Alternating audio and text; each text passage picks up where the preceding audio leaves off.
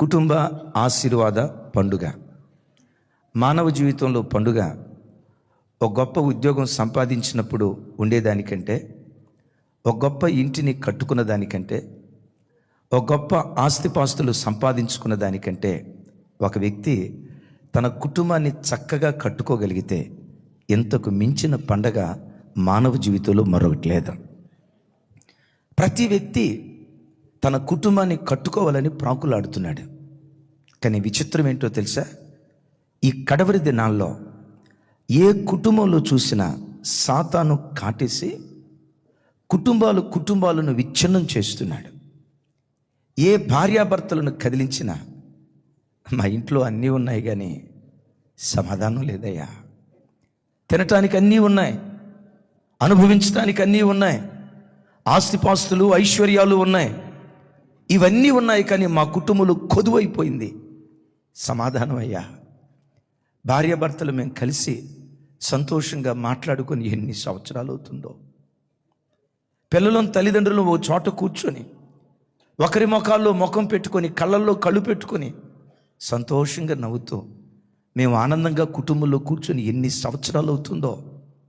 కారణం ఏంటి అంటే, కడవరి దినాల్లో సాతాను కుటుంబాల మీద కాటేసి భర్తకు భార్య కాకుండా, భార్యకు భర్త కాకుండా, తల్లిదండ్రులకు పిల్లలు కాకుండా, పిల్లలకు తల్లిదండ్రులు కాకుండా కుటుంబ వ్యవస్థను సాతాను చిన్నాభిన్నం చేస్తున్నాడు. సుమి, కుటుంబ వ్యవస్థను చిన్నాభిన్నం చేయటం ఇవాళేదో క్రొత్తగా జరుగుతున్న ప్రక్రియ కాదు. ఏదేను తోటలో ఆదాము ఒంటరిగా ఉన్నంత కాలం సాతాను దాడి చేయలేదు. ఎప్పుడైతే కుటుంబంగా ఏర్పడ్డాడో ఆదాము, కుటుంబ వ్యవస్థ మీద ఏదేను తోటలోనే సాతానుగాడు కాటేశాడు. ఇది కొత్తగా జరుగుతున్నటువంటి ప్రక్రియ కాదు. మా ఆశ, మా గుండెల్లో ఉన్న కోరిక, మా మనస్సులో పుట్టించినటువంటి తపన ఈ రాత్రి వర్తమానం ద్వారా ఒక్కొక్క కుటుంబం కట్టబడటానికి దేవుడు కృప చూపించును గాక. మీరు తిరిగి వెళ్ళేటప్పుడు ఈ వర్తమానాన్ని పదే పదే ధ్యానిస్తూ పదే పదే వింటుంటుండగా, ఈ వర్తమానం మా కుటుంబాలను కట్టిందయ్యా, మా యవన బిడ్డలను దిద్దుబాటు చేసిందయ్యా, మా సంసారాన్ని నిలవబెట్టిందయ్యా. ఇలాంటి దివ్యమైన సాక్ష్యం ఒక్కొక్క ఇంటిలో నా దేవుడు వినిపించునుగాక. ఎక్కడ చూసినా విషాద గీతికలు, విషాదకరమైన సమాచారాలు. జనవరి నెల మేబీ 14వ తారీఖు అనుకుంటా, నేను వైజాగ్ జిల్లా అనకాపల్లి అనే ప్రాంతానికి వెళ్ళాను. అంతర్వేది పాలెం నుంచి అనకాపల్లి ప్రాంతానికి మీటింగ్ నిమిత్తం వెళ్ళాను. అనకాపల్లిలో ఎంటర్ అవటంతో స్థానిక దైవ సేవకుడు చెప్తూ, అన్న, ఈ మధ్య మా అనకాపల్లిలో ఒక ఘోరమైన సంగతి జరిగింది, మీకు తెలుసా అన్నాడు. నాకు అంత న్యూస్ పేపర్ చూసే అలవాటు లేదు, ఈ సోషల్ మీడియాతో కూడా అంత ఎక్కువ పరిచయం నాకు లేదు, ఏం జరిగింది అన్నా.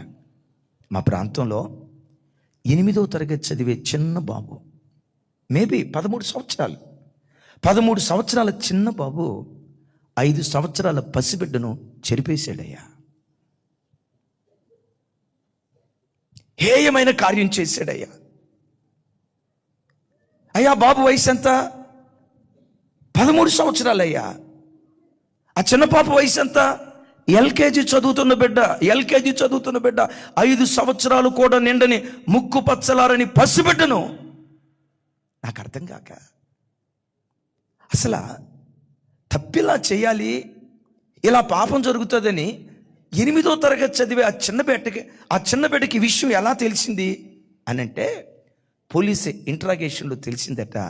8వ తరగతి చదివే బాబు ఒకరోజు వాళ్ళ అమ్మ సెల్ ఫోన్ తీసుకొని సెల్ ఫోన్ చూస్తూ ఉంటే తల్లి సెల్ ఫోన్లో ఫోర్నోగ్రఫీ వీడియోస్ ఉన్నాయట. కన్న తల్లి సెల్ ఫోన్లో అశ్లీలమైన బూతు బొమ్మలు ఉండటం చూసి ఈ 8వ తరగతి చదువుతున్న ఈ బిడ్డ తల్లి ఫోన్లో ఉన్న ఆ ఫోర్నోగ్రఫీ వీడియోలు చూసి పాపం ఎలా చేయాలో నేర్చుకొని చూసి కాముకత్వాన్ని రేపుకొని 5 సంవత్సరాల పసిబిడ్డను చంపేశాడు, అత్యాచారం చేశాడు.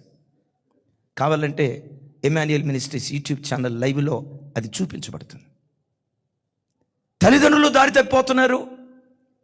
యథా రాజా తదా ప్రజ అన్నట్లుగా తల్లి దారి తప్పిపోతుంది, కూతురు దారి తప్పిపోతుంది. తండ్రి దారి తప్పిపోతున్నాడు. తండ్రి అడుగుజాడలను పిల్లలు కూడా వెంబడిస్తున్నటువంటి పరిస్థితి. క్రైస్తవ జనమా, ఈ రాత్రి నా హృదయంలో దేవుడు పెట్టిన భారం, ఓ మంచి మాదిరికరమైన తల్లిగా, ఓ మంచి మాదిరికరమైన తండ్రిగా ఈ రాత్రి నా దేవుడు నిన్ను ఆశీర్వదించును గాక. ఈ భూమి మీద ఉన్న ఒక్కొక్క క్రైస్తవ కుటుంబాన్ని నీవు ఆరాధించే దేవుడు, నేను ప్రకటించే దేవుడు, క్రైస్తవులు సేవించే ఆరాధ్య దైవం యేసు క్రీస్తు వారు మన ఒక్కొక్క కుటుంబాన్ని ఆయన ఎలా నిలవబెట్టాలని ఆశపడుతున్నాడో దేవుని మనస్సు మీతో పంచుకుంటాను. చూడండి, యెషయా గ్రంథం, అందరూ చూడాలి. యెషయా గ్రంథం 61వ అధ్యాయం, 61వ అధ్యాయం నాతో కలిసి అందరూ చెప్పాలి. 9వ వచనం, 61వ అధ్యాయం 9వ వచనం నాతో కలిసి. జనములలో వారి సంతతి తెలియబడును, జనముల మధ్యను వారి సంతానము ప్రసిద్ధి నొందును. వారు యెహోవా ఆశీర్వదించిన జనమని వారిని చూచిన వారందరూ ఒప్పుకొందురు. ఒకసారి ఆ మాట మీద చేయబెట్టండి, మీ కుడి చేతులు పెట్టండి. ఈ మాట ఈ రాత్రి వాక్యం వింటున్న ఒక్కొక్క కుటుంబంలో దేవుడు స్థిరపరచును గాక. ఆ వాగ్దానం మీద చేయబెట్టి స్తోత్రాలు చెప్దాం దేవునికి. నా కుటుంబాన్ని గురించి కూడా ప్రజలు ఇలా అనాలి ప్రభువా, నా పిల్లల గురించి కూడా ప్రజలు ఇలా అనాలి నాయన. ఎలాంటి శబ్దమే అన్ని జనులు మా కుటుంబాలను గురించి చెప్పాలయ్యా అని ఆ వాగ్దానం మీద చేయబెట్టి ఒక్క నిమిషం స్తోత్రాలు చెప్దాం. స్వరమెత్తి, స్వరమెత్తి.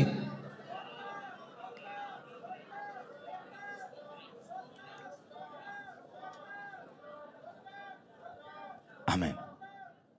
వ్రాయబడిన మాట, జనముల మధ్య వారి సంతతి ప్రసిద్ధి నొందుతుంది. ఆ క్రైస్తవ కుటుంబాలను చూసిన ప్రజలంతా అనుకుంటున్నారట, వీరు యెహోవా చేత ఆశీర్వదించబడిన కుటుంబాలు, యెహోవా చేత దీవించబడిన కుటుంబాలని. ఈ కుటుంబాలను గూర్చి, ఈ కుటుంబాలను చూసి అన్య ప్రజలు మాట్లాడుకుంటున్నారట. క్రైస్తవ జనమ, అన్య ప్రజల మధ్యలో మన కుటుంబాలు ప్రసిద్ధి నొందిన కుటుంబాలుగా ఉండునుగాక. ఎలా ప్రసిద్ధి? బైబిల్లో ప్రసిద్ధి అయిన ఖైదీ ఒక ఆయన ఉన్నాడు. తెలిస్తే ఆయన పేరు చెప్పండి.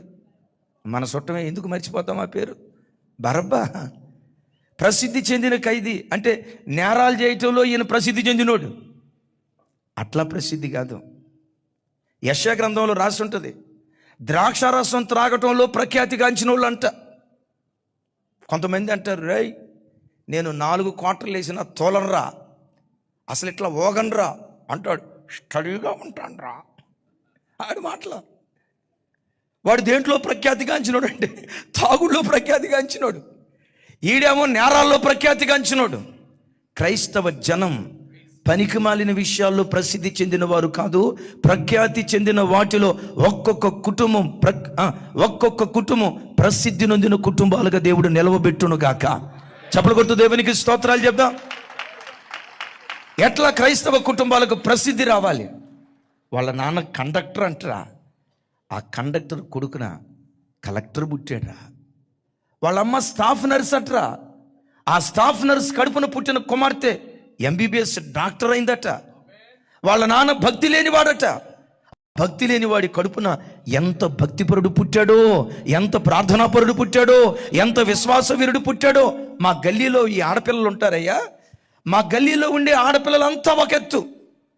మందిరానికి వెళ్తారే, చర్చికి వెళ్తారే, యేసు ప్రభు మా దేవుడని ఆదివారం తెల్లబట్టలేసుకొని ముసుకేసుకొని మందిరానికి వెళ్తారే, ఆడపిల్లలు ఉన్నారయ్యా. ఆళ్ళు పిల్లలంటే దించిన తలపైకెత్తరయ్యా, అమ్మా నాన్న గీచిన గీత దాటరయ్యా.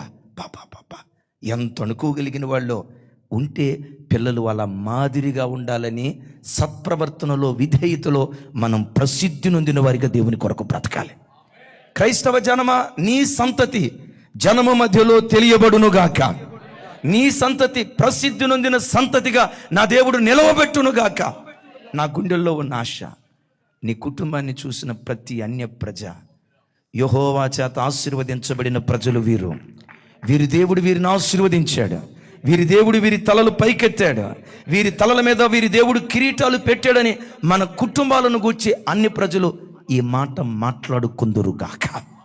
చప్పుడు కొడుతూ దేవునికి స్తోత్రాలు చెప్దాం. ఎందుకు మనం ప్రసిద్ధి నొందిన వారిగా ఉండాలి? ఎందుకో చెప్పమంటారా? ఆకాశం క్రింద భూమికి పైన ఈ సర్వ సృష్టిలో ప్రసిద్ధి నొందిన ఒక చూడాలి అందరు నా వైపు చూడాలి. ఆకాశం కింద భూమికి పైన సమస్త సృష్టిలో ప్రసిద్ధి నొందిన ఒక దేవుడు ఉన్నాడు. ఆ దేవుడే మనం ఆరాధించే ప్రభు అయిన యేసు క్రీస్తు వారు. Praise the Lord. ఏంటి ఈయన ప్రసిద్ధి? ఏంటి ఈయన ప్రత్యేకత? ఏంటి ఈయన ప్రాముఖ్యం? దైవజనుడైన మోషే కీర్తనలో మాట్లాడుతూ ఈ దేవుడు ఏ విషయంలో ప్రసిద్ధి నొందినవాడో మాట్లాడతాడు. చూడండి, కీర్తనల గ్రంథం 92వ కీర్తన, తమ్ముడు చదవండి. 92వ కీర్తన 14వ చరణం.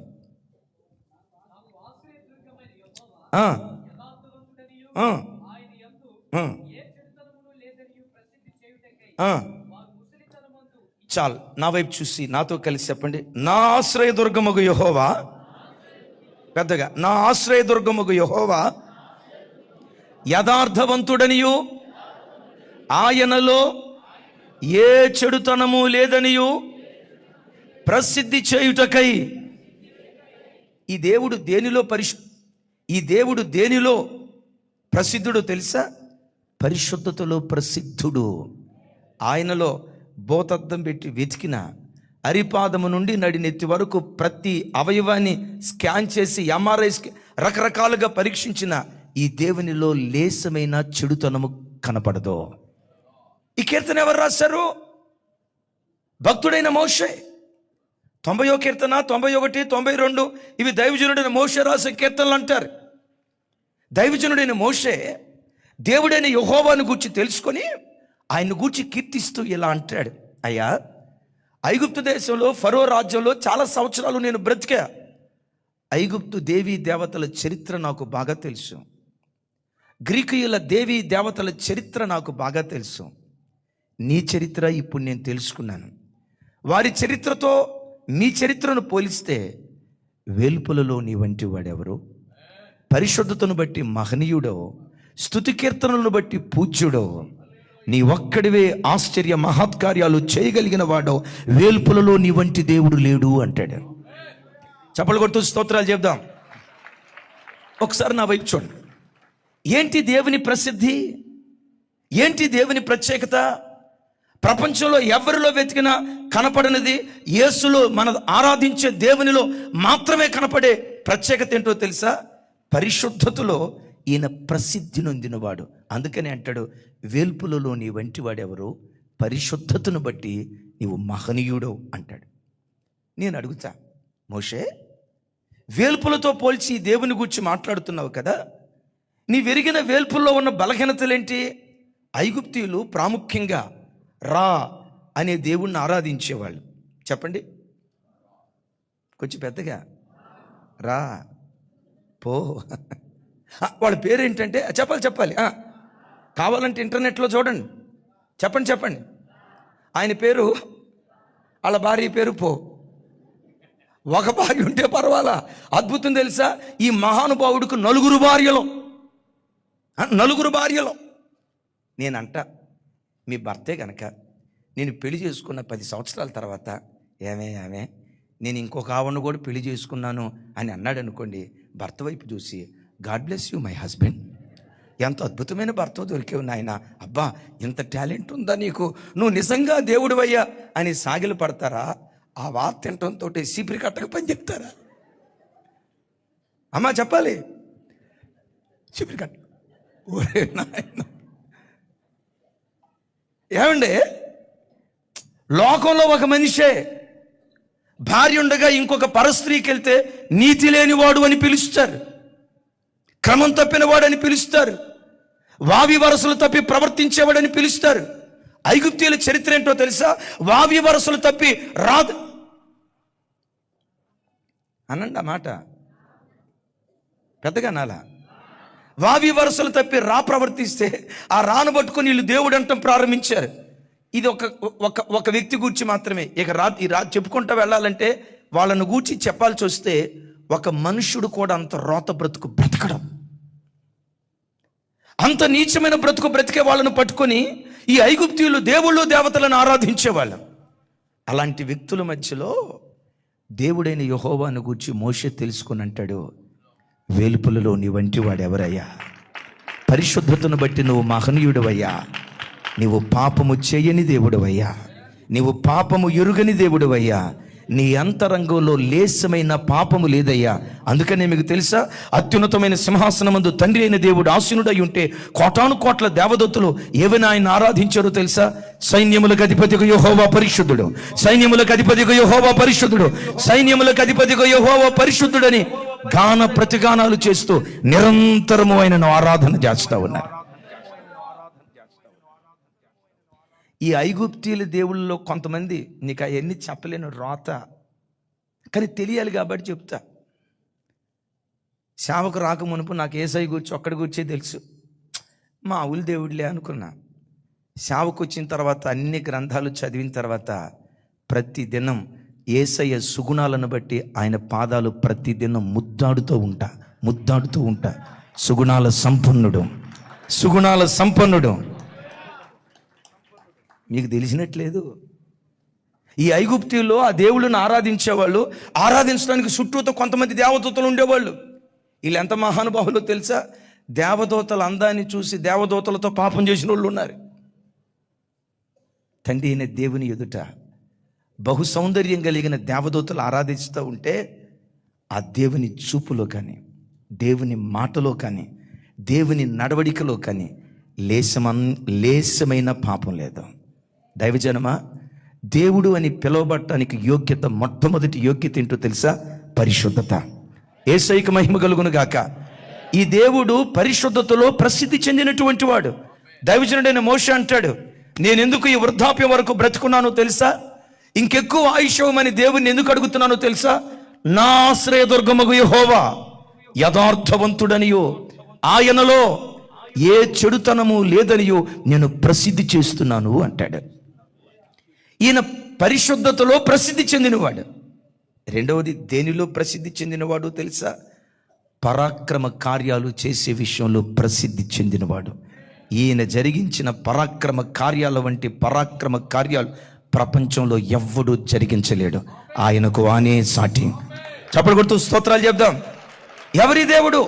పరాక్రమ కార్యాలు చేసే విషయంలో ప్రసిద్ధి చెందినవాడు. చూడండి ఆ మాట నెహెమ్యా గ్రంథం. నీవు ఆరాధించే దేవుడు సాధారణమైన దేవుడు కాదు, పరాక్రమ కార్యాలు జరిగించగలిగిన దేవుడు. నెహెమ్యా గ్రంథం 9వ అధ్యాయం 10వ వచనం నుంచి 12వ వచనం వరకు చదవండి.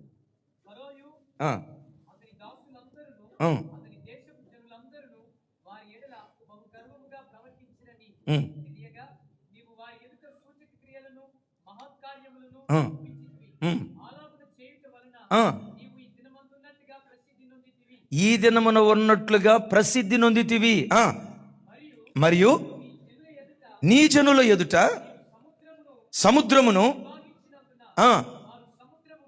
సముద్రము మధ్య ఏ నేల? పొడి నేల నడిచిరి. ఒకడు లోతు నీట రాయి వేసినట్లు వారిని తరిమిన వారిని అగాధ జలములలో పడవేసితివి. ఇదియుగాక మేఘ స్తంభములోను రాత్రి కాలమందు అగ్ని స్తంభములోను నువ్వు ప్రత్యక్షమై ఆకాశము నుండి మన్నాను కురిపించి బండలో నుంచి నీటి ఓటను రప్పించి సముద్రములో నుండి పూరేళ్లను రప్పించి ఇది జరుగునా అని అనుకొనని భేకర కార్యాలు జరిగించావు.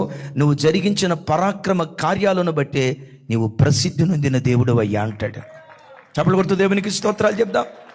కొంచెం గట్టిగా. దైవజనమా, ఈ దేవుని ప్రసిద్ధి ఏంటో తెలుసా? ఆయన ఆశ్రయించిన ఆయన పిల్లలైన మన జీవితంలో ఎన్ని పరాక్రమ కార్యాలైనా చేయటానికి శక్తి కలిగినటువంటి వాడు. ఏంటి ఆయన పరాక్రమం? దాసుని యజమానుడిగా మార్చగలడు. పెంట కుప్పల మీద పడిపోయిన వాడిని లేవనెత్తి సింహాసనం మీద కూర్చోబెట్టడానికి శక్తి కలిగిన వాడు. తినటానికి ముద్దన్నం లేక ఎవరు సహాయం చేస్తారని చాచే చేతులను ఇచ్చే చేతులుగా మార్చగలిగినటువంటి వాడు. ఈ దేవుడు ఇది జరుగునా అని అనుకొనని భీకర కార్యాలు ఆయన ఆశ్రయించిన ప్రజల జీవితాల్లో జరిగించగలడు. ఇక్కడ అంటాడు, అయ్యా ఎర్ర సముద్రం ఎదురైనప్పుడు 2 పాయలుగా నువ్వు చీల్చి నీ ప్రజలను ఆరిన నేల మీద నువ్వు నడిపించావు. ఏ నేల అంటే తన అదే పొడి నేల, ఆరి నేల ఒకటేగా. నువ్వు అమెరికా, మేము అదే సరే, ఏ నేల? ఆరిన నేల కూడా కాదు, ఇది బాగుంది. అంటే సముద్రంలో అడుగు పెడితే తన పిల్లల కాళ్ళకు బురదంటటానికి కూడా దేవుడు ఇష్టపడలా. వాళ్ళని చూసి మనం కూడా అట్లాగే దాటిపోదాంలే అనుకున్నారు. వాళ్ళ బ్రతుకు ఏమైపోయిందో తెలుసా? ఐగుప్తీయుల బ్రతుకు, ఒకడు లోతు నేట రాయి వేస్తే వేసిన రాయి మరలా పైకి రానట్లుగా, ఇక పడిపోయిన వాళ్ళు పడిపోయినట్లుగానే ఉన్నారయ్యా. నీ ప్రజలను మాత్రం పొడి నేల మీద నువ్వు నడిపించావు అని మాట్లాడతాడు. దేవుడు ఎంత విచిత్రమైన వాడో, ఎంత అద్భుతకరుడో. ఆయన పరాక్రమం అరణ్య యాత్ర చదివితే మనకు అర్థమవుతుంది. ఇశ్రాయేలీలను 40 సంవత్సరాలు పోషించాడు. చెప్పండి, ఎన్ని సంవత్సరాలు? కొంచెం గట్టిగా ఎన్ని సంవత్సరాలు? ఎంతమంది వాళ్ళు? 6 లక్షల మంది. తప్పురా తల్లి, 6 లక్షల మంది యోధులు అంటే సైనికులు. సైనికులే 6 లక్షల మంది ఉన్నారంటే ప్రజలు, చరిత్రకారులు చెప్తారు ఆల్మోస్ట్ 40 లక్షల మంది ప్రజలు వచ్చారట ఐగుప్తును. ఆమెనా? ఎవరా మనిషి? 40 లక్షల మంది చుట్టాలు మీ ఇంటికి వచ్చినప్పుడు సిస్టరు 40 లక్షల మంది అనేసరికి ఆ చెల్లి ఆమెనంటుంది.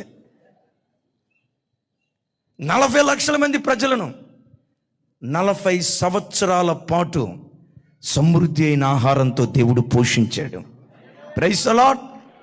నేనంట, చుట్టాలు ఏ పట్టణంలో ఏ ప్రాంతంలో ఉన్న వాళ్ళ ఇంటికి వెళ్ళినా పర్వాలేదు, కానీ హైదరాబాదులో ఉన్న వాళ్ళ ఇంటికి పొరపాటున రాకూడదు. మీరు నవ్వారంటే ఏకీభవిస్తున్నారని అర్థం. మొదటి రోజు చుట్టాలు వచ్చినప్పుడు మా క్లోజ్ ఫ్రెండ్, మా థిక్కెస్ట్, మా థిన్నెస్ట్, మేమిద్దరం ఫ్యామిలీ. చెప్పండి ఫ్యామిలీ ఫ్రెండ్ అని ఊరోళ్ళందరికీ పరిచయం చేసి, బంధువులు వచ్చిన మొట్టమొదటి రోజు కోడిని కోస్తాడో, మేకను కోస్తాడో, కుక్కను కోస్తాడో, నక్కను కోస్తాడో దేవుడికే తెలుసు. మొదటి రోజు అంతా మన తెలంగాణ భాషలో చెప్పాలంటే ధూమ్ధాం. రెండో రోజుకి వచ్చేసరికి 2 మెనూలు ఎగిరిపోతాయి. మూడో రోజుకి వచ్చేసరికి కూరగాయలు. 4గో రోజుకి వచ్చేసరికి రోట్ల కారం, జాడీలో పచ్చడి. ఇంకా వాళ్ళు బాలేదా, ఇంటికి తాళం వేసి చలో చెన్నై పట్టణం. నేనంట, ఒక 10 రోజులే చుట్టాన్ని చూసుకోలేకపోతున్నామే. 10 మంది కాదు, 10,000 మంది కాదు, 10 లక్షల మంది కాదు, 40 లక్షల మంది ఇశ్రాయేలు ప్రజలను 40 సంవత్సరాల పాటు సమృద్ధి అయిన ఆహారంతో పోషించాడు. ఎందుకో చెప్పంటారా? పరాక్రమ కార్యాలు చేసే విషయంలో ఈ దేవుడు ప్రసిద్ధి నొందినటువంటి దేవుడు. బిడ్డ విశ్వసించు, నీ జీవితంలో కూడా ఎట్టి పరాక్రమ కార్యం చేయటానికైనా ఈ రాత్రి నా దేవుడు సిద్ధంగా ఉన్నాడు. పెంట కుప్పల మీద పడిపోయిన నీ కుటుంబాన్ని లేవనెత్తి జనుల మధ్యలో ప్రసిద్ధి నొందిన కుటుంబంగా నిలవబెట్టడానికి నా దేవుడు శక్తి కలిగిన వాడు. ఒకవేళ ఈరోజు నీ కుటుంబాన్ని చూసి ఛీ వీడు బ్రతుకు, ఛీ దీని బ్రతుకు అని ప్రజలు అన్నారా? చీచా అన్న నోరే నీ బ్రతుకును చూసి సహబాషరా వీళ్ళ బ్రతుకు ఎంత ధన్యకరంగా దేవుడు వీళ్ళ బ్రతుకును మార్చాడో అనేటట్లుగా చేయటానికి, పరాక్రమ కార్యాలు చేసే విషయంలో నేను ప్రకటించే దేవుడు ప్రసిద్ధి నొందిన దేవుడు. అసలు నాకు సంతోషాన్ని కలుగజేసే 2 సంగతులు ఏంటంటే, అరణ్యంలో ఇశ్రాయేలీలు ఏడ్చారు. దేని కొరకు ఏడ్చారు చెప్పండి? అది మన చుట్టాలే, అందరూ చూడాలి. ఏడ్చారు. మోకాళ్ళ నొప్పి వచ్చిందని ఆడవలా, నడవలేకపోతున్నావయ్య అని ఆడవలా. ఎందుకు? పగలు మేఘస్తంభం, రాత్రి అగ్నిస్తంభం వారి ఎదురుగా నిలవబడి వారిని నడిపించినట్లుగా చూస్తూ ఉన్నాం. అద్భుతం ఏంటంటే, ఇశ్రాయేలీలంతా చేరి, మోషే ఈ మన్నా తిని అంతా సప్పగా ఉంది, కాస్త నాన్ వెజ్ తినాలని ఉందయ్యా అంటే, మోషే ఏమన్నాడు తెలుసా? అది మాత్రం అడగొద్దయ్యా, మీకు దండం పెడతా, నా వల్ల కాదయ్యా. ఎందుకన్నాడు తెలుసా? వీళ్ళు తినటం స్టార్ట్ చేస్తే మామూలు రేంజ్లో తినరు. బైబిల్లో చూస్తాం కదా, ముక్కులో నుంచి బయటకు వచ్చిన దాకా తిన్నారంట. ఇలా పరిస్థితి తెలుసు, మన వల్ల కాదు అనుకున్నాడు. నా వల్ల కాదు అంటే, అప్పుడు దేవుడైన యెహోవా అంటాడు, మోషే యెహోవా బాహుబలం ఏమైనా తక్కువైనదా? పరాక్రమ కార్యాలు చేసే విషయంలో నేను ప్రసిద్ధి నొందిన దేవుడను. సముద్రంలో నుండి పూరేళ్లను రప్పించాడు. 30 రోజుల పాటు ఫుల్ నాన్ వెజిటేరియన్. అంటే ఎక్కడి నుంచి వచ్చినాయి ఇవి? ఎక్కడి నుంచి వచ్చినాయి? పరాక్రమ కార్యాలు చేసే విషయంలో ఈయనే సాటి. బైబిల్లో రాయబడిన మాట, వాళ్ళు వేసుకున్నటువంటి చెప్పులు అరగలేదట, వేసుకున్న చెప్పులు చిరగలేదట, వేసుకున్న బట్టలు చిరిగిపోలేదట. విచిత్రం ఏంటో తెలుసా? ఐగుప్తు దేశంలో బయలుదేరేటప్పుడు ఏ చెప్పులైతే వేసుకున్నారో 40 సంవత్సరాల తర్వాత కూడా వారి కాళ్ళకు అవే చెప్పులున్నాయి. ఆమేన్ చెప్పండి ఒకసారి. ఐగుప్తు దేశంలో బయలుదేరేటప్పుడు చూడాలి బెన్నీ ఇట్రా. ఐగుప్తు దేశంలో బయలుదేరేటప్పుడు నా వైపు చూడాలి. ఐగుప్తు దేశంలో బయలుదేరేటప్పుడు ఏ చొక్కా వేసుకున్నాడో 40 సంవత్సరాల తర్వాత కూడా అదే చొక్కాయి మార్చలేదు, చెప్పులు మార్చలా. నేను ఆలోచిస్తా, ఇది ఎట్టా? ఇప్పుడు ఐగుప్తులో బయలుదేరేటప్పుడు 7 సంవత్సరాల పిల్లోడు, 7 సంవత్సరాల పిల్లోడు కాలు సైజు ఎంత ఉంటుంది? 10 అడుగులా? ఎవరా తల్లి? 7 సంవత్సరాల పిల్లోడు కాలు సైజు ఎంత ఉంటుంది? ఎడ్రా. ఇప్పుడు ఈయన ఉన్నాడు అనుకోండి, 7 సంవత్సరాల చిన్న బిడ్డ, 7 సంవత్సరాల చిన్న బిడ్డ చెప్పులు వేసుకున్నాడు. ఆ చెప్పు సైజు ఎంత ఉంటుంది? జస్ట్ 5 అడుగులు అట్లా ఉంటుంది. అది వేసుకొని ఉంటాడు. 40 సంవత్సరాల తర్వాత ఎత్తు పెరిగి ఉంటాడుగా, కాలు సైజు కూడా పెరిగి ఉంటుంది కదా. కాలు సైజు పెరిగిన తర్వాత చెప్పు ఏం కావాలి అమ్మా? చెప్పు చిన్నది కావాలి. కానీ విచిత్రం ఏంటో తెలుసా? 40 సంవత్సరాల తర్వాత కూడా చెప్పు తీయలా. ఎందుకో తెలుసా? కాలు సైజు పెరిగే కొద్దీ చెప్పు సైజు కూడా దేవుడు పెరిగేటట్టుగా చేశాడు. ఇప్పుడు ఈయన ఉన్నాడు, చూడండి, అటు చూడు. మా సారు, మా ప్రాణం అంతా వీళ్ళ చేతిలో ఉంటుంది. మా పట్ల ప్రేమ ఉంటేనేమో సౌండ్ సిస్టమ్ బాగా పెడతారు. ఏదన్నా తేడా వచ్చిందంటే చూడు. మా బిడ్డలో, మా పరిచర్య ప్రారంభం నుంచి మాతో ఉన్న బిడ్డలు, మా పరిచర్య ప్రారంభం నుంచి ఇమాన్యుయల్ మినిస్ట్రీస్కి దేవుడిచ్చిన కృప ఏంటంటే, ఒకసారి ఏ కుటుంబ మందిరంలో అడుగుపెట్టినా వారి పిల్లలు ఒలీవ చెట్టులాగా మందిరంలో అట్లా నాటబడిపోతారు అంతే. ఆమెన్. నేను బొమ్మన్నా వారు పో ఎట్రా అట్లాంటి పిల్లల్ని ఇచ్చాడు. సరే వినండి, ఈయన ఐగుప్తులో బయలుదేరేటప్పుడు 5 అడుగుల మనిషి. 40 సంవత్సరాల తర్వాత ఎంత ఎత్తు పెరుగుతారో తెలుసా? ట్రంప్ గారి కొడుకు తెలుసా మీకు? చూసారా? ఆ హైటు 7 అడుగులు ఎత్తు పెరుగుంటాడు. మరి 7 అడుగులు ఎత్తు పెరుగుంటే గమనించండి, 40 సంవత్సరాల క్రితం వేసుకున్న సొక్కాయి జాకెట్ మొక్క అయిపోద్ది, పొట్టి అయిపోద్ది. కానీ దేవుడు ఎంత చిత్ర విచిత్రాలు జరిగించేవాడో తెలుసా? ఎత్తు పెరిగే కొలది ఎత్తుతో పాటు సొక్కాయి పొడుగు కూడా పెరిగిపోయిందట. ఎందుకో తెలుసా? పరాక్రమ కార్యాలు జరిగించే విషయంలో ఈయన ప్రసిద్ధి నొందినటువంటి దేవుడు. గట్టిగా ఈ రాత్రి శబ్దయంత్రం ద్వారా దేవుని వాక్యం వింటున్న దేవుని ప్రజలారా, ఈ రాత్రి ఫంక్షన్ హాల్కి వచ్చిన క్రైస్తవ కుటుంబాలారా, ఓ ప్రత్యేకమైన పరాక్రమ కార్యం ఈ రాత్రి నీ జీవితంలో దేవుడు జరిగించును గాక. ఓ ప్రసిద్ధి నొందిన కార్యం ఈ రాత్రి దేవుడు నీ జీవితంలో జరిగించును గాక. ప్రసిద్ధి నొందిన కార్యాలలో పరాక్రమ కార్యాలు జరిగించే విషయంలో ఈ దేవుడు ప్రసిద్ధి నొందినటువంటి వాడు. ఏంటి ప్రసిద్ధి? పరిశుద్ధత ఈయన ప్రసిద్ధి. ఏంటి ప్రసిద్ధి? పరాక్రమ కార్యాలు చేయటం ఈయన ప్రసిద్ధి. పరాక్రమ కార్యాలు చేసే పరిశుద్ధతలో ప్రసిద్ధి నొందిన ఈ దేవుని ద్వారా మనం దయ పొందాలంటే ఆ దేవుని లాగా మన ఇల్లు కూడా ప్రసిద్ధి నొందిన ఇల్లుగా దేవుని సన్నిధిలో కట్టబడాలి. చప్పలు కొడుతూ దీనికి స్తోత్రాలు చెప్దాం. ఎలా కట్టబడాలి ఇల్లు? ఏ విషయాలలో క్రైస్తవ కుటుంబాలు ప్రసిద్ధి నొందినవిగా ఉండాలి? ఇల్లు ఇంగ్లీష్లో హౌస్ అని అంటారు. HOUSE. మరొకసారి చెప్పండి, HOUSE.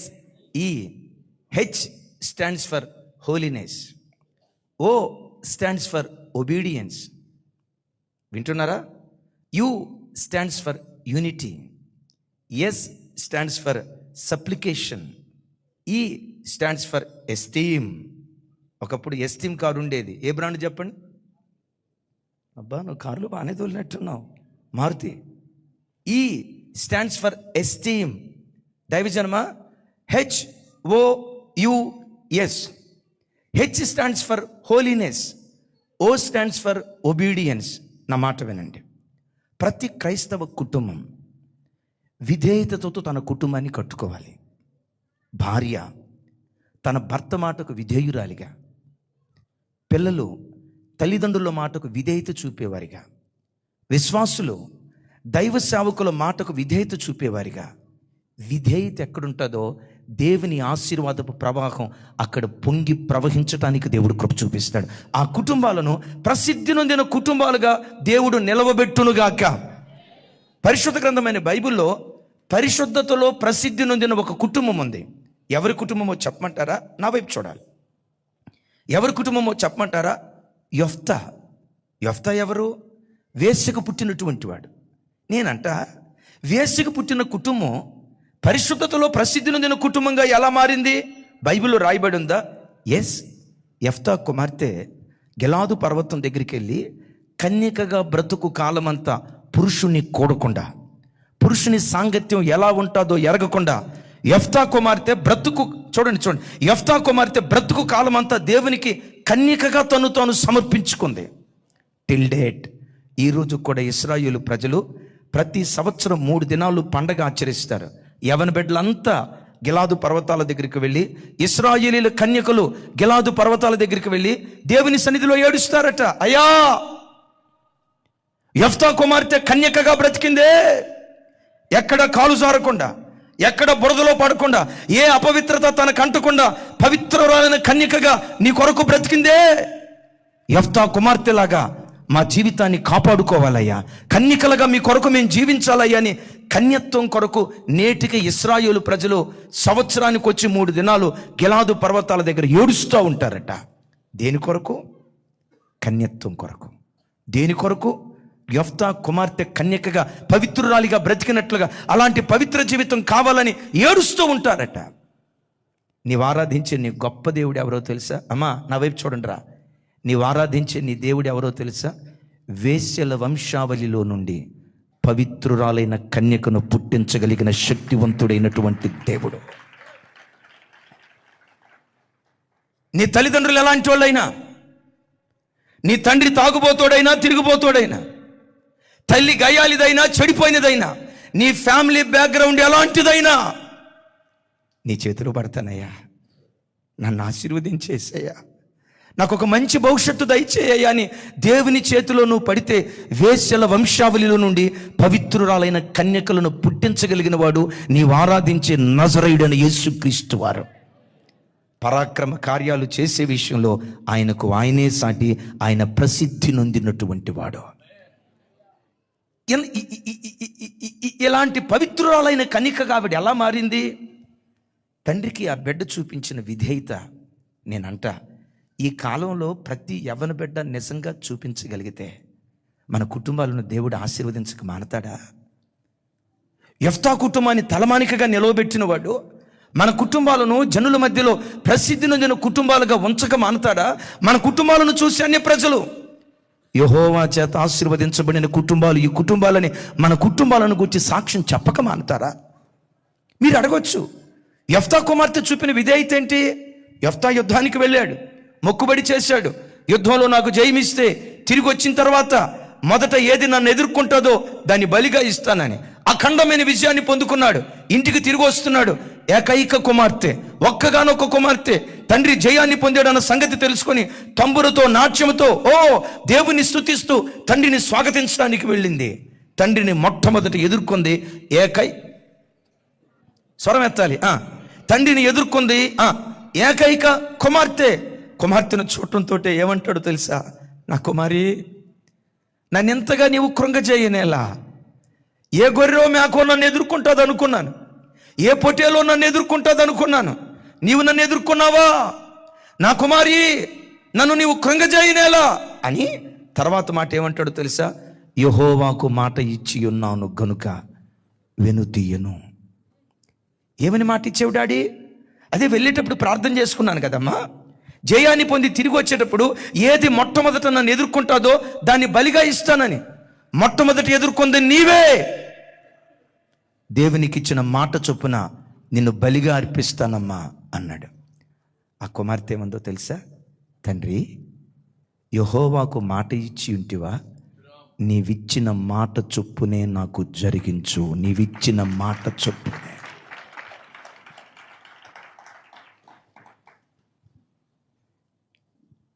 తండ్రి మాట కొరకు, తండ్రి దేవునికి ఇచ్చిన మాట కొరకు తన జీవితాన్ని క్రీస్తు బలిపీఠం మీద సజీవ యాగంగా సమర్పించుకోవటానికి ఇష్టపడింది. అంటే బలిపీఠం మీద బలివ్వలేదు, కానీ జీవితకాలం కన్యకగా వివాహం చేసుకోకుండా తన జీవితాన్ని దేవునికి అంకితం చేసింది. దేన్ని బట్టి? తండ్రి మాటకు, చెప్పండి, తండ్రి మాటకు విధేయత చూపించి. యేసయ్యకు మహిమ కలుగును గాక. నేనంట, ఈ కాలంలో ఆడపిల్లలే కనుక అక్కడుంటే, ఒక మాట నా వైపు చూడాలి, ఈ కాలపు ఆడపిల్లలే కనుక అక్కడుంటే తండ్రి వచ్చి, నా కుమారి దేవునికి నిన్ను బలిస్తానమ్మా అని అంటే, అప్పుడు ఆ కుమార్తె ఏమనేదో తెలుసా? నానో, నువ్వు విడిదిరిగి ముసలోడు అయిపోయావుగా, నీ జీవితంలో అన్ని కోరికలు నెరవేరిపోయాయి కదా, ఆ బలేదో నువ్వవు. ఈయన దేవునికి మాట ఇచ్చాడంట, ఆ మాటకు లోబడి నేను బలి ఇవ్వాలంట. నీ భక్తి నీ శాదస్తం కాకపోతే నీ భక్తి మా మీద రుద్దమాకో, నా జీవితం నా ఇష్టం. నువ్వెవరు డాడీ? అరే, ఒక ఆడపిల్లతో తండ్రి అన్నాడంటే, అమ్మ జుట్టు అట్లా ముందు వేసుకో, అట్లా వేసుకోకమ్మా, సడన్గా మెలకు వచ్చినప్పుడు నేను చూస్తే నాకు దయ్యం చూసినట్టుందమ్మా, నాకు భయాన్ని పెట్టకమ్మా, నీకు దండం పెడతాను, ఎందుకమ్మా జుట్టు అట్లా అనుకుంటావు, వద్దమ్మా అంటే. విచిత్రం తెలుసా, అంతకు మునుపు 2-3 ఇంట్రుకలు ముందుకనే ఈ అమ్మాయి నాన్న చెప్పిన తర్వాత ఈ అమ్మ జుట్టు అట్ట వేసామంటే, నా జుట్టు నా ఇష్టం. అరే, జుట్టు దగ్గర పిల్లల మాట ఏంటలేదండి. ఈ హైదరాబాద్లో మీకు తెలియదేం కాదు కదా, ఇక మగ పిల్లలు ఉన్నారంటే, ఒకప్పుడు సొక్కాయి కొనాలంటే 2 మీటర్లో, ఆ రోజులో సొక్కాయి కుట్టించుకున్నామంటే మోకాల దాకా వచ్చేది. ఎత్తు పెరిగినా ఇబ్బంది లేదు, సొక్కాయి సరిపోయేది.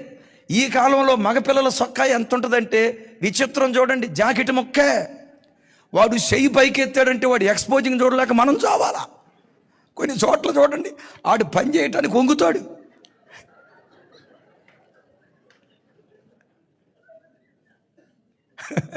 ఆ వంగినప్పుడు వెనక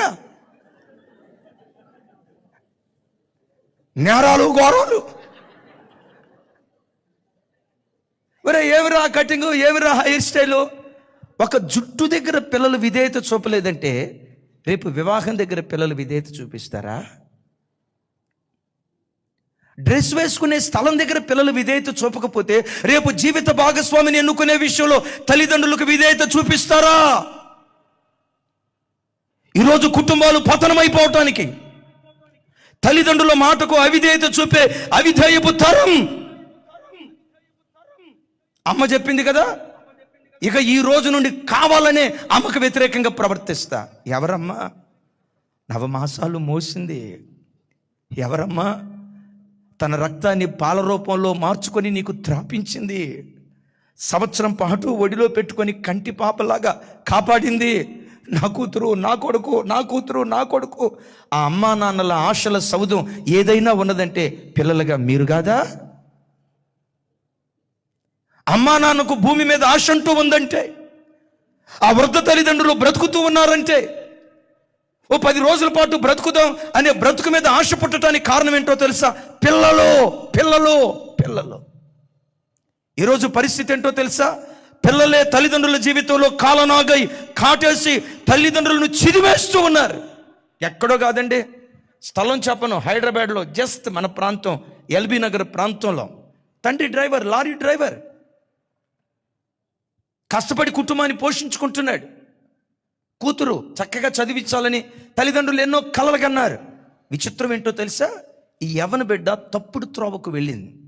ఒకడు కాదు సుమి, తల్లికి తెలిసింది, మందలించింది, ఇలాంటి ఘోరమైన పనులు చేయకమ్మా, నీ భవిష్యత్తు పాడైపోతుంది, నీ జీవితాన్ని వాడు చిదిమేస్తాడు, వాడి ఆశలు తీర్చుకొని నీ బ్రతుకును బజారు పాలు చేస్తాడు, నీకు దండం పెడతానమ్మా, మానుకో. ఇంత చిన్న వయసులో 3 ఏంటిది? నా జీవితం నా ఇష్టం. ఒకవేళ ఎక్కువ తక్కువ మాట్లాడావా, పోతా హాస్టల్కి పోతా. ఎక్కువ తక్కువ మాట్లాడావా, పోతా బయటకు పోతా. నీ ఇంటిలో ఉండను, నువ్వు సాడిస్ట్ మమ్మీవి, నువ్వు గయ్యాలి మమ్మీవి, అసలు నీకు పిల్లలంటే ఆ ఖాళీ పూర్తి చేయండి మీ ఇంట్లో ఉండే మాటలే. అబ్బా, ఇంత కరెక్ట్గా ఎట్లా చెప్పావు తల్లి? అలానే మాట అదేగా, నేనంటే నీకు ప్రేమ లేదు, నేనంటే నీకు ఇష్టం లేదు. పిచ్చి మొక్కమా, ఆ అమ్మ ఆశల సౌధం నీవే బిడ్డ. ఆ అమ్మ నాన్న బ్రతుకుతున్నారంటే నీకోసమే బ్రతుకుతున్నారు. వాళ్ళ కడుపు చంపుకొని నీకు చక్కటి భోజనం పెట్టారు. వారు చిరిగిపోయిన బట్టలు వేసుకొని నీకు ఖరీదైన బట్టలు కొనిపించి కార్పొరేట్ కాలేజీలో నిన్ను చదివిస్తున్నారు. ఇంతటి త్యాగమూర్తులైన తండ్రులు నీకు దొరికితే, బ్రతుకు కాలమంతా వారికి విధేయులుగా బ్రతికితే ప్రసిద్ధి నొందిన వాడిగా దేవుడు నిలవబెట్టడం ప్రారంభిస్తాడు. చప్పట్లు కొడుతూ దేవునికి స్తోత్రాలు చెప్దాం. హుషారుగా హుషారుగా హుషారుగా హుషారుగా చప్పట్లు కొడుతూ. తల్లి మందలించింది. ఏం జరిగిందో తెలుసా? తల్లి తినే ఆహారంలో మత్తు పదార్థాన్ని కలిపి కడుపు నిండా భోజనం పెట్టి తల్లి పండుకొని ఉంటుండగా వాళ్ళను పిలిచి, ఒకడు కాళ్ళు పట్టుకుంటే ఇంకొకడు చేతులు పట్టుకుంటే కడుపును పుట్టిన కూతురు తల్లి ముఖం మీద దిండేసి అదిమి కూతురు తల్లిని ఊపిరాడకుండా చంపేసింది. బాధాకరమైన సంగతి ఏంటో చెప్పంటారా? కట్టెలు కోసే రంపంతో తల్లి శరీరాన్ని ముక్కలు ముక్కలుగా కోసి బకెట్తో తీసుకొని కాలువలో పారేసింది.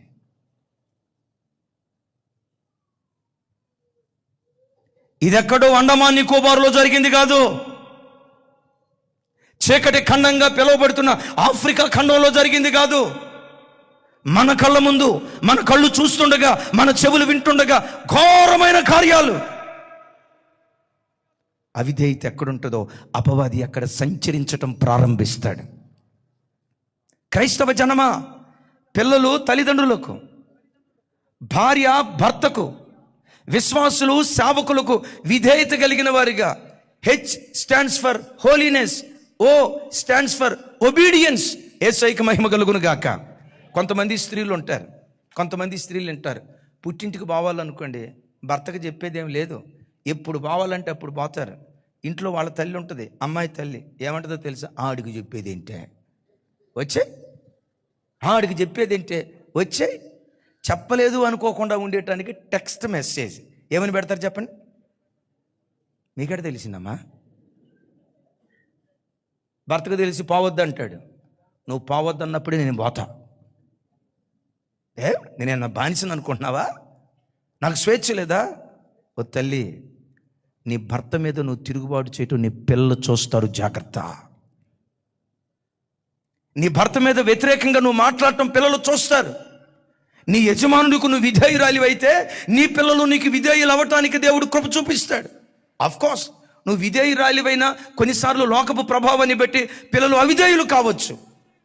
నువ్వు విధేయురాలివైతే ఈరోజు కాకపోయినా రేపు యేసునామములో వాళ్ళు విధేయులుగా మార్చబడుదురు గాక.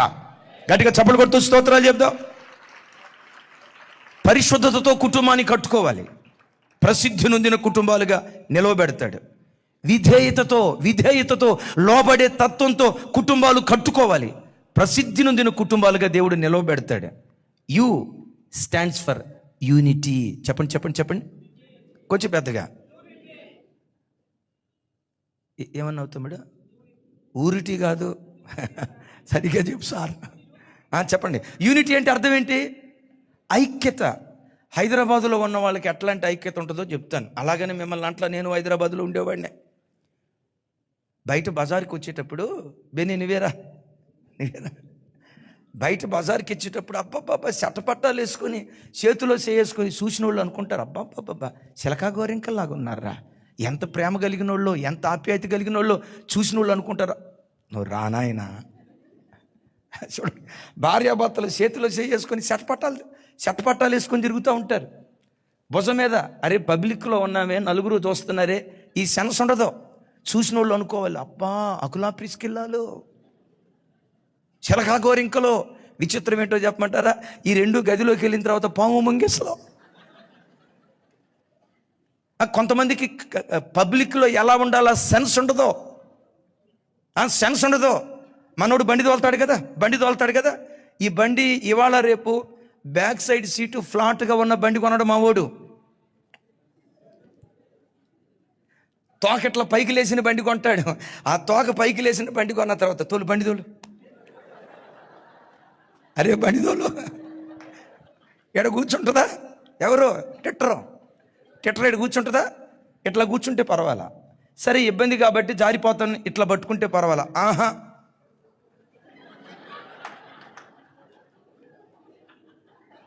బయట ఇట్టున్నారా? చూసిన వాళ్ళు అనుకుంటారు అబ్బబ్బబ్బబ్బబ్బబ్బ అట్టుండాలా. ఇంట్లో రా, నీకు తెలుస్తుంది. అప్పుడు ఇంట్లోకి రా, నా వైపు చూడండి. కారపు మెతుకులు తిన్నా, ఒకే మాట, ఒకే బాట, ఒకే తీర్మానం, ఒకే నిర్ణయం. ఎంత ఐక్యత ఉంటుందో మీరు ఎరుగుదురు కదా. సహోదరులు ఐక్యత కలిగి నివసించుట. నాయనా నువ్వు, అరే నువ్వు విడరా అక్కడ రైట్, నా వైపు చూడండి. సహోదరులు ఐక్యత కలిగి నివసించుట ఎంత మేలు, ఎంత మనోహరం. అది అహరోను తల మీద పోయిబడి గడ్డ మీద కారుచు అంగి అంచుల వరకు దిగజారిన పరిమళ తైలాన్ని పోలి ఉన్నది. ఆశీర్వాదము, శాశ్వత జీవము అక్కడ ఉండవలెనని యెహోవా సెలవిచ్చి ఉన్నాడు. He commanded that. ఏమని కమాండ్ చేశాడు? ఏ ఆశీర్వాదమా, ఏ శాశ్వత జీవమా, నీ వెళ్ళి అక్కడుండో. వినేట్రా, అడుగుచ్చు, పైకిలే, వెనక్కెళ్ళు, ఇట్రా, కూర్చో, పైకిలే, వెనక్కెళ్ళు, ఇట్రా, కూర్చో, బోర్లక పండుకో. ఆఫ్టర్ ఆల్ ఈ నిష్ప్రయోజకుడు చెప్తేనే నేను చెప్పినట్టు ఆ బిడ్డ చేశాడు. మరి దేవుడు సెలవిస్తే ఆయన సెలవిచ్చినట్లుగానే జరుగుతుంది. ఐక్యత కలిగిన కుటుంబాలను చూసి దేవుడు ఏమంటాడో తెలుసా? ఐక్యత కలిగిన ఈ కుటుంబాలలో ఆశీర్వాదం ఉండాలి, శాశ్వత జీవం ఉండాలి. ఐక్యత మన కుటుంబాల్లో ఉంటే ఆశీర్వాదము, శాశ్వత జీవం గిన్నె నిండి పొంగి పొర్లేటట్లుగా దేవుడు దీవించడం ప్రారంభిస్తాడు. గట్టిగా చెప్దాం ఆమేన్. గమనించండి, అహరోను తల మీద పోయిబడిన పరిమళ తైలం ఎక్కడి నుంచి గారిందట? తల మీద పోయిబడింది. చూడండి, నేను చెప్పిందాక లేవడం. నేనంట, నా మాటకే అంత అధికారం ఉంటే సృష్టిని సృష్టించిన సృష్టికర్త మాటకు ఇంకెంత అధికారం ఉంటుంది? నా చేతులెత్తి మిమ్మల్ని దీవిస్తున్నాను. మీ ఇంటిని దేవుని ఆశీర్వాదం ఏలుబడి చేయునుగాక, శాశ్వత జీవం ఏలుబడి చేయునుగాక. 2024 సంవత్సరంలో మీ కుటుంబాలను ఏలుబడి చేసిన శాపం, దారిద్రత, రోగం యేసు నామం పేరిట కాడి విరగొట్టబడునుగాక. 2025 ఆశీర్వాదాన్ని అనుభవించిన సంవత్సరంగా, దేవుని శాశ్వత జీవాన్ని అనుభవించిన సంవత్సరంగా, వరంగా ఈ సంవత్సరం దేవుడు అనుగ్రహించునుగాక.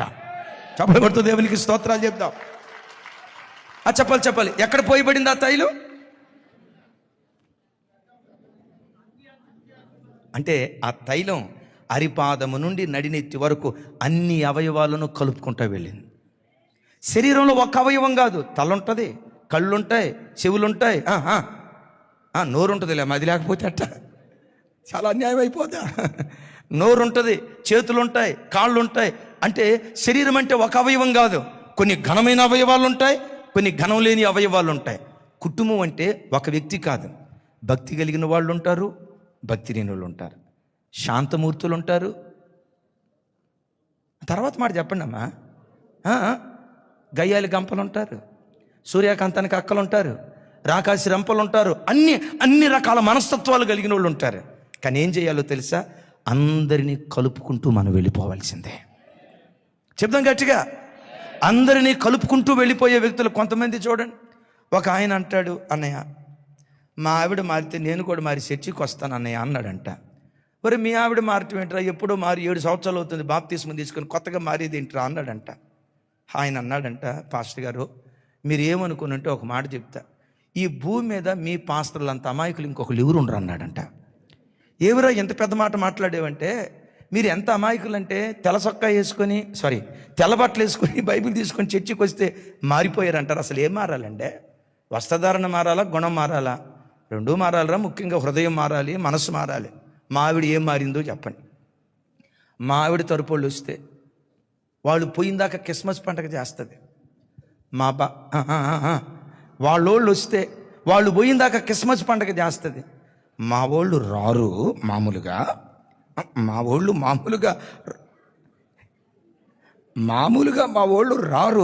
రాక ఎప్పుడైనా వస్తే వాళ్ళు పోయిందాక తలకొట్టగట్టింది మా ఆవిడ. తలనొప్పో అని మంచం మీద పడుకుంటుంది. ఆ మధ్య మా నాన్న వచ్చాడు, వచ్చినప్పుడు బాగానే ఉంది, వచ్చాడో లేదో తలకొట్టగట్టింది, తలనొప్పో అందే. మా నాన్న వైపు చూసి, మామయ్య నువ్వు రాకొచ్చావు మామయ్య, నా చేత్తో ఏదో వండి పెడదాం అనుకున్నాను మామయ్య, ఈ తలనొప్పి, ఈ మాయదారి తలనొప్పి ఇప్పుడే రావాలా మామయ్య అని అంటా ఉంటే ఆ మామయ్య ముసిముసి నవ్వులు నవ్వుతూ ముఖం ఒకటి తిప్పాడంట. వారం రోజుల తర్వాత తండ్రి కొడుకు దగ్గరికి వచ్చినాడట. అబ్బాయ్ నేను వెళ్ళిపోతారా, టికెట్ బుక్ చేయి. నానా 6 నెలలు ఉంటానన్నావు కదా, అప్పుడే వెళ్ళిపోతానంటే విన్నా. మీ ఆవిడికి తలనొప్పి తగ్గలేదు కదరా, నేను పోతా. తలనొప్పి ఇవాళ కాకపోతే రేపు తగ్గిద్ది నాన్న, నువ్వు ఉండు. నాన్న అన్నాడంట, నేను పోయిందాకా తగ్గదురా. ఏనా ఏమన్నా? అదేరా, నువ్వు చిన్నపిల్లడు, నీకు అర్థం కాదురా, నేను పోయేదాకా తగ్గదురా అన్నాడు. నువ్వు పోయేదాకా తలనొప్పి తగ్గదన్న సంగతి నీకెట్టా తెలుసు నాన్న అన్నాడంట.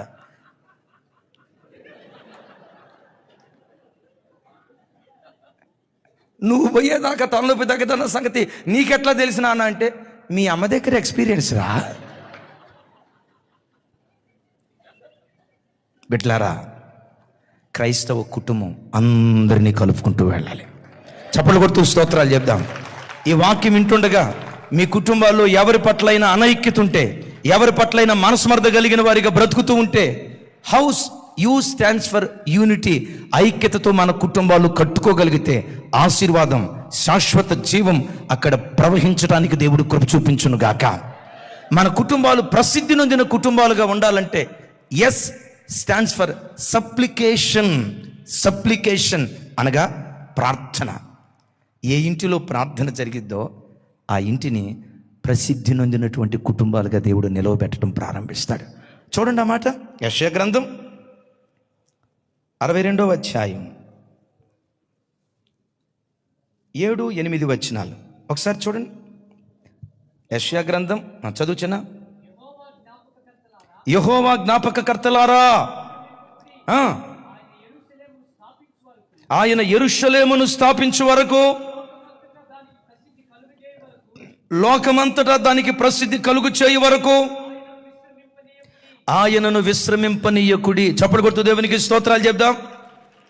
దేవుడి స్థలంలో ఓ చక్కటి మాట అంటాడు. నాతో కలిసి అందరూ చెప్పండి, యెహోవా జ్ఞాపకకర్తలారా, యెహోవా జ్ఞాపకకర్తలారా.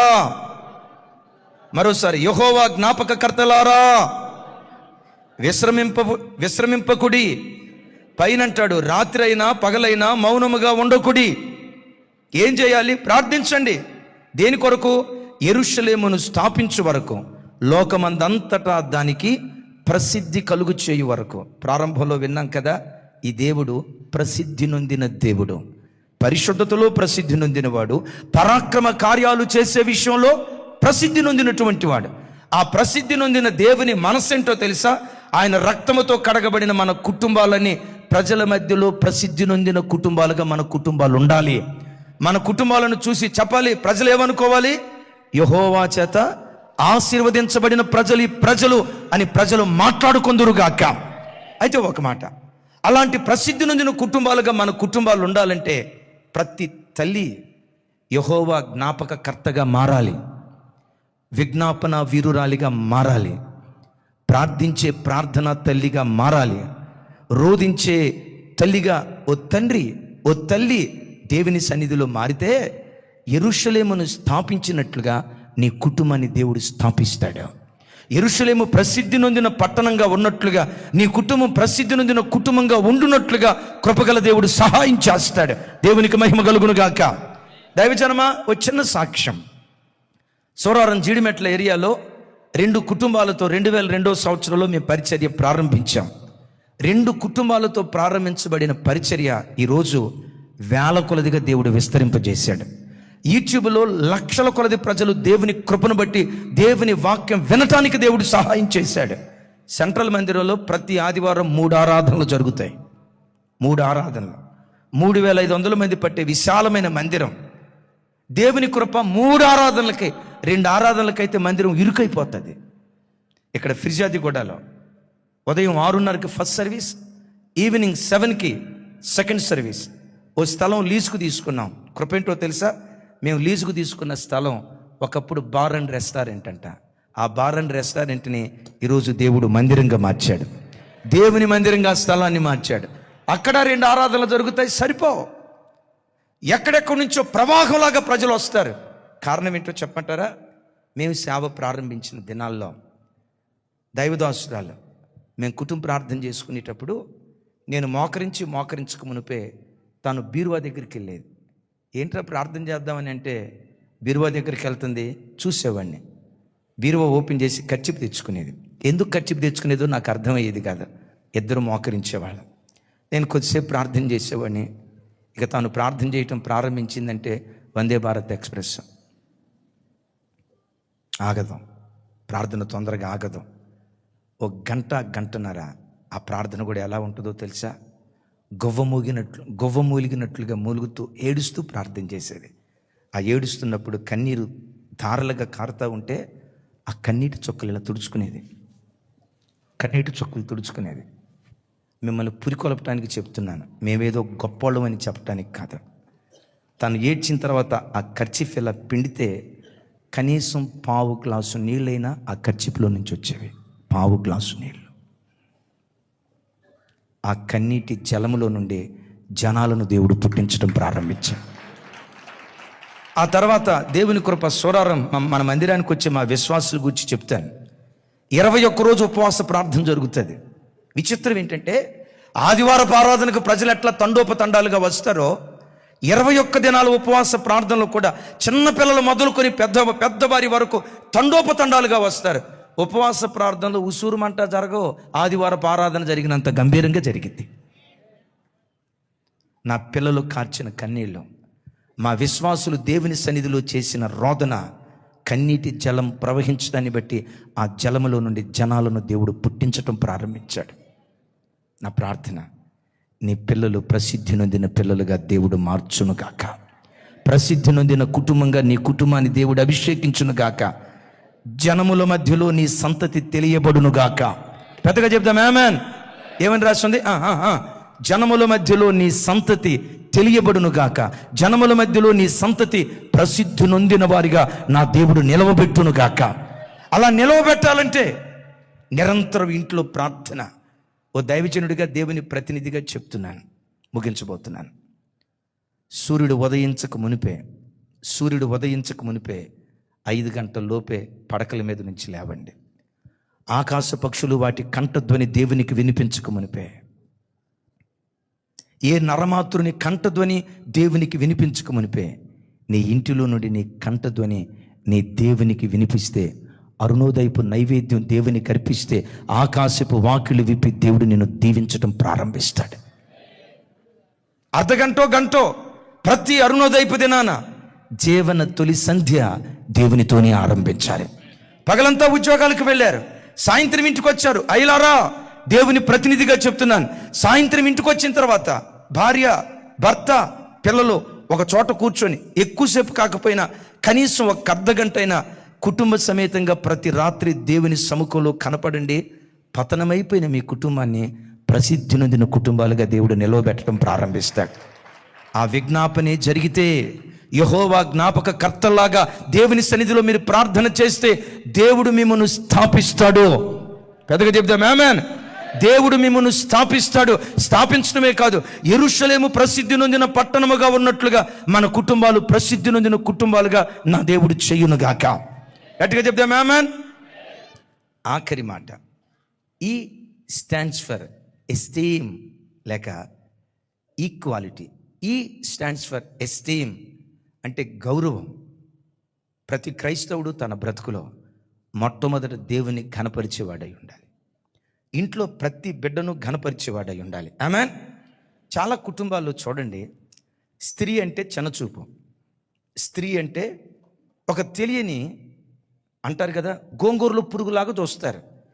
పెండ్లై 20 సంవత్సరాలు అయినా కానీ ఆ ఇంటికి వచ్చిన కోడల్ని చాలామంది ఎట్ట చూస్తారో తెలుసు, బయట దానిలాగే చూస్తారు. కొడుకు తల్లి ఏదేదో మాట్లాడుకుంటారు. మాట్లాడుకునేటప్పుడు సడన్గా కోడలు వచ్చింది అనుకోండి, రావటంతో వాళ్ళు ఏం చేస్తారు చెప్పండి? అబ్బా పాప, రేపు మీరు కూడా చేసేది అదే. ఆడవాళ్ళకి ఆడవాళ్ళే శత్రువులండి. అంటే మగవాళ్ళు మంచివాళ్ళని కాదు నేను అనేది. అది చూడండి, కోడలు రావటంతో సైలెంట్ అయిపోతారు, మౌనం అయిపోతారు. అప్పుడు ఆవిడేమనుకుంటుందో తెలుసా? మా ఆయన మా అత్త మొత్తానికి నన్ను గూర్చి గుసగుసలు ఆడుతున్నారు. ఎప్పుడు ఇంటికి వచ్చిన స్త్రీని చిన్న చూపు చూడకూడదు. స్త్రీని, భార్యను పురుషుడు ఎలా చూడాలో, అరే రే రే రే రే రే లే,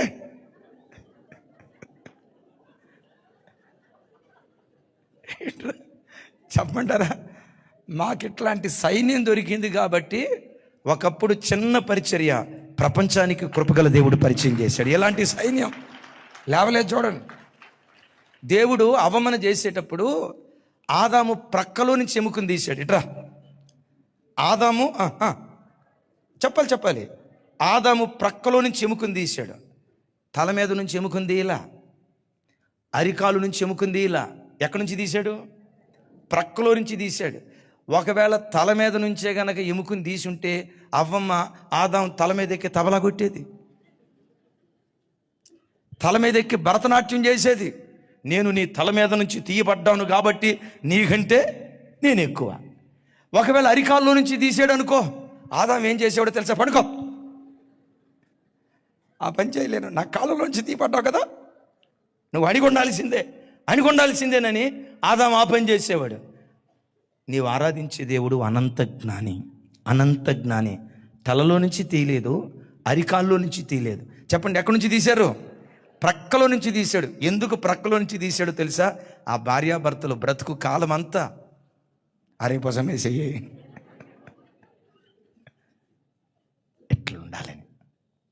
ఎట్లుండాలని ఒకరిని ఒకరు హత్తుకొని నేను గొప్ప ఈ గొడవలకు పడి మనస్మర్థలతో బ్రతకూడదు. వారిద్దరూ బ్రతుకు కాలం అంతా హత్తుకొని బ్రతకాలని ప్రక్కలో నుంచి దేవుడు ఎముకను తీశాడు. భర్త భార్యను గౌరవించాలి. ఆమేన్. భార్య భర్తను గౌరవించాలి. వీళ్ళిద్దరూ కలిసి సృష్టికర్త అయిన దేవునిని గౌరవించాలి అంటాడు కదా. నన్ను ఘనపరచు వారిని నేను ఘనపరుస్తా. నీ హౌస్ ఎస్టీమ్గా, దేవునిని ఘనపరిచే ఇల్లుగా యేసు నామం పేరిట ఉండునుగాక. ప్రతి విషయంలో మొదటి స్థానం నువ్వు దేవునికి ఇచ్చుదువుగాక. నీవు ఎలా ట్యూన్ అవ్వాలో తెలుసా? నేను లేవటంతో నా కళ్ళు మొట్టమొదట దేవుని వాక్యాన్ని చూడాలి. లేవటంతో నా కళ్ళు మొట్టమొదట దేవుని వాక్యం చూడాలి. లేవటంతో నా పెదవులు మొట్టమొదట దేవునితో మాట్లాడాలి. నా మొదటి మాట దేవునితో, నా మొదటి చూపు దేవునితో నా జీవన తొలి సంధ్య ప్రారంభం కావాలి. యేసయ్యకి మహిమ కలుగునుగాక. అయ్యా లేవటంతో కొంతమంది చూడండి, లేవటంతో చీపిరి కట్ట ఎక్కడ పెట్టాను, పేస్ట్ బ్రష్ ఎక్కడుంది. కొంతమంది మహానుభావులు ఉంటారు, మొహం కడుక్కోకుండానే బెడ్ కాఫీ అంట. మరి ఎట్లా తాగుతున్నారో ఏమో దేవుడికి తెలుసు, వాళ్ళకి తెలుసు. బెడ్ కాఫీ మాట కాదు రావాల్సింది, పడకల మీద నుంచి లేవటంతో మరో నూతన దినం నాకు ఇచ్చినందుకు నీకు స్తోత్రం కలుగునుగాక అయ్యా, స్తోత్రం కలుగునుగాక. సంవత్సరానికి 52 ఆదివారాలు ఉంటాయి. ఎలా ఘనపరచాలో తెలుసా? 52 ఆదివారాలలో ఒక్క ఆదివారం కూడా నేను పోగొట్టుకోకుండా 9ంటికి ఆరాధన అయితే 8:55 కల్లా నా పాదం దేవుని మందిరపు గుమ్మాన్ని తొక్కాలి. ఎందుకై ఎంత ఫంక్చువాలిటీగా ఉంటున్నావు? ఉద్యోగాన్ని ఘనపరిచిన దానికంటే, వ్యాపారాన్ని ఘనపరిచిన దానికంటే, పిల్లల స్కూల్ని ఘనపరిచిన దానికంటే నా దేవుని నేను ఘనపరుస్తా. నా దేవునికి అధిక ప్రాధాన్యత ఇస్తా. నా దేవుని మందిరానికి నేను ప్రాధాన్యత ఇస్తా. ఒక భక్తుడు అంటాడు, put God first, you never be last. Put God first, you never be last. H stands for holiness, O stands for obedience, U stands for unity, S stands for supplication, E stands for esteem. ఈ 5 లక్షణాలు అవపోసనం చేసుకో. నీ దేవుడు ప్రసిద్ధి నొందినవాడు, నిన్ను ప్రసిద్ధి నొందిన వాడిగా నిలవబెట్టాలి. ఇది నీ దేవుని ఆశ. ఒకవేళ నువ్వు అనుకోవచ్చు, ఏదో ఒకటిలేండి చిన్న జీవితం కదా, ఏదో ఒకటిలేండి చిన్న జీవితం కదా, ఎట్లా బ్రతుకుతావులేండి అని నీవు అనుకుంటే నీవు రాజీ పడతావేమో. నిన్ను నిలవబెట్టే విషయంలో దేవుడు రాజీ పడడం. ఆయన ఏమంటాడో తెలుసా? నీవెక్కడున్నా తలగానే ఉండాలి, నీవెక్కడున్నా పైవాడిగానే ఉండాలి. క్రైస్తవుడు అంటే చాచేవాడి కాదు, చెయ్యి చాచేవాడు కాదు, ఇచ్చేవాడిగా క్రైస్తవుడు ఉండాలి. క్రైస్తవుడు తోకగా ఉండకూడదు. క్రైస్తవుడు తోకగా ఉండకూడదు. క్రైస్తవుడు తోకగా ఉండకూడదు. తోకగా ఉండకూడదు, తలగా ఉండాలి. పనికి మాలిన వారిగా ఉండకూడదు, ప్రసిద్ధి నొందిన వారిగా మనం మార్చబడాలి. ఒక్క అర నిమిషం. ఈ మధ్య ప్రపంచ దేశాల్లో ఉన్న అత్యంత ధనవంతులు 10 మంది జాబితా చూశారు, రిలీజ్ చేశారు. యూట్యూబ్లో అప్లోడ్ చేసాం. ఇంటికి వెళ్ళిన తర్వాత ఒకసారి యూట్యూబ్ ఓపెన్ చేసి చూడండి. ఈరోజు ప్రపంచంలో అత్యధిక ధనవంతులు 10 మంది లిస్ట్ ఇస్తే ఆ 10 మందిలో 9 మంది దేవుని బిడ్డలే. 9 మంది దేవుని బిడ్డలే.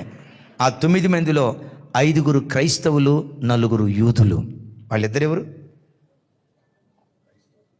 క్రైస్తవులు, యూదులు వాళ్ళిద్దరు ఎవరండి?